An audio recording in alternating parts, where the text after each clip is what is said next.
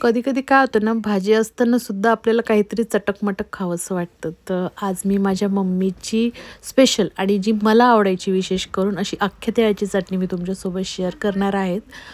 तर मी खूप खायची लहानपणी. मला खूप आवडते. एकदम सोपी आहे पहा. कढईत तेल घ्यायचं आहे. जास्त घ्यायचे तेल. मी 3 चम्मच इथं तेल घेतलेलं आहे. जिरा टाकून घ्यायचा आहे. लसूण, 1 गाठी लसूण मी चांगला कुटून घेतलेला आहे आणि तो याच्यामध्ये चांगला कलर येऊस्तोवर आपल्याला छानपैकी तळून घ्यायचा आहे. पूर्ण असा गोल्डन फ्राय व्हायला पाहिजे.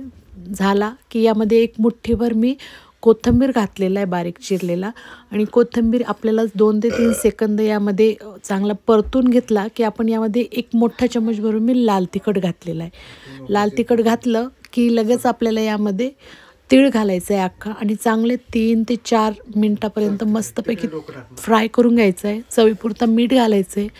लवकरात लवकर झटपट तयार होते आणि इतकी छान मस्त चमचमीत आणि तिखट लागते ना, तर नक्की करून पहा. चॅनलला सबस्क्राईब करा. भेटूया पुढच्या